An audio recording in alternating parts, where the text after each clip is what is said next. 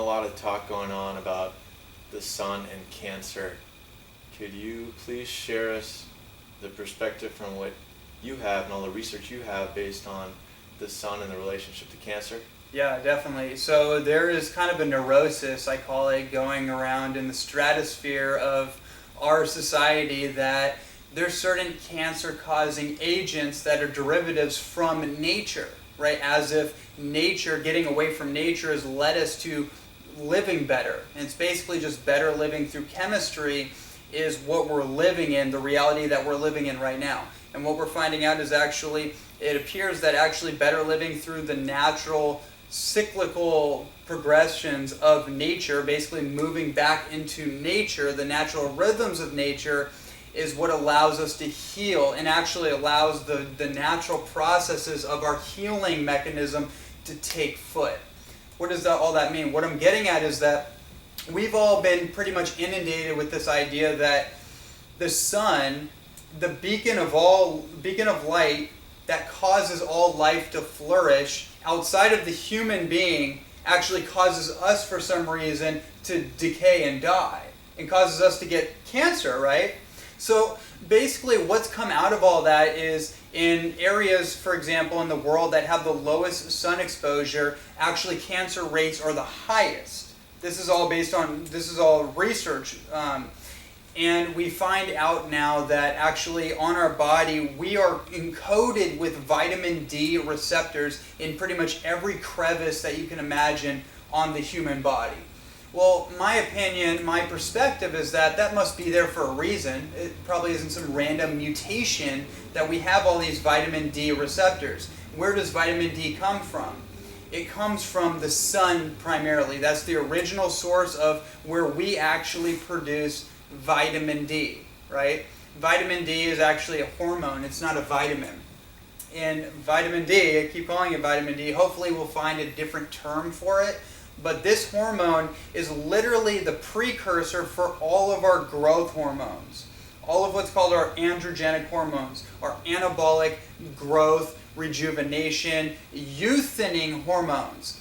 All the hormones that allow us to actually heal, repair, recover, and actually grow are produced from the bedding ground of vitamin D in our body. Mm-hmm. So what that means is that if we have a vitamin D deficiency, we become ultra susceptible to every physiological and neurological debilitation that we've ever categorized, right? That we know of, it all has a link to vitamin D based on the research. Mm-hmm. Now, to me, that means something.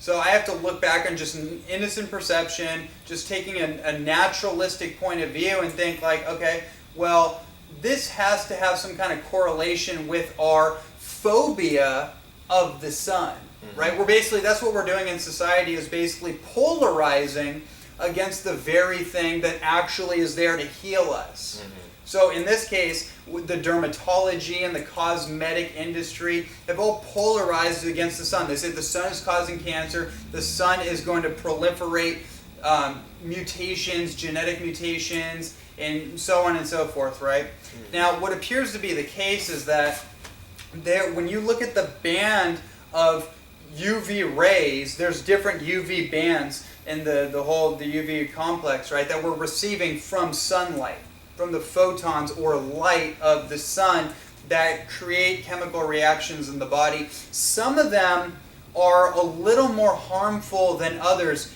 in isolation, right? So for example, when we get sun from our window, when people think that they're getting enough sun exposure from being like on their computer and there's a window and they're getting sun that way, what's actually been shown is that you get UVA, I think is what it's called, which when that's isolated, UVA is the only shade of that band that actually penetrates through or gets filtered through the windows and then hits you. And it's been shown that that actually is more detrimental than not. Mm-hmm. But when you're actually underneath the sun and you don't have clothes on, or you have minimalistic amount of clothes, and you're getting skin to sun exposure, you're getting the full bandwidth of the UV. It's UVB, by the way, is what creates vitamin D. That's what the research is showing. So where is this going? There's an interesting thing that I picked up. You've seen on sun lotions the SPF. Have you seen that? Yeah. So sun protective factor. Well, that's kind of like a clever marketing from the powers that be to kind of convince us that this product, this sunscreen, is actually good for us because it has SPF on it, sun protective factor. Well, what's been shown in the industry is that in order for a product to have SPF certification on there, it can only come from a synthetic source. Interesting, right? Yeah. So for example, if you have coconut oil, you have natural shea butter, you have cacao butter, and it's just that. Maybe you have essential oils in there. So it's all natural ingredients. It can, even though it is technically an SPF, it cannot have SPF on it because it's not synthetic. Right? So basically what people are doing is they're lathering all these lotions that have chemicals in them, and our skin is sucking it up. The receptors and the plugs or the pores in our skin are just sucking it up, right? And that's going directly into our bloodstream. And so my question is it the sun that causes cancer? Or is it what we're putting on our skin that's cooking underneath the sun that's causing chemical reactions in the body that may have some kind of genetic mutation and could potentially metastasize into a cancer or a tumor or whatever other physiological disease that we want to name out there, as well as what's cooking on inside of us too. Yeah. That's always been my perspective on this, and I had a really interesting experience when I first got into living foods, is that I used to get sunburnt all the time. So people are totally worried about the sun. They're just like, there's sun phobia. People are freaking out about it.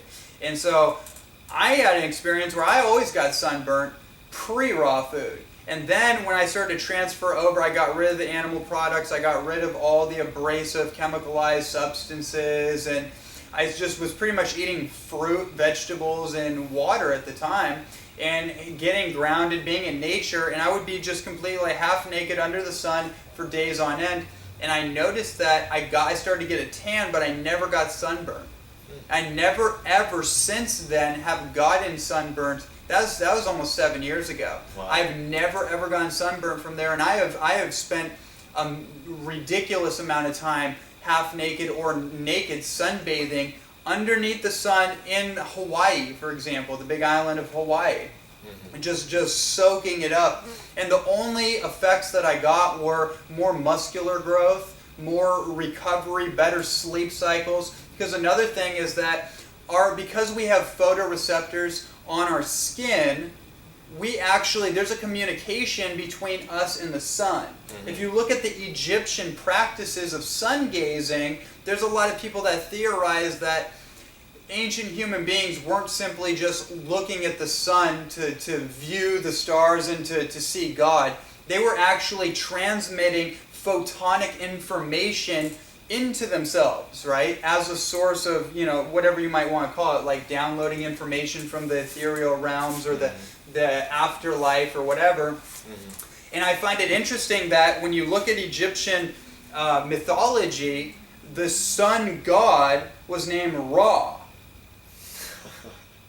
That's crazy. The sun god Ra. Have you heard this? Yeah. The sun god Ra, R-A. I find that just a really interesting cosmic giggle, is that it's like, when I went on to raw food, I never got sunburnt again, and I felt like I was actually more in connection with my circadian rhythms. Yeah. I felt like I was more in connection with the life cycle of nature, and just more in connection with me. Yeah.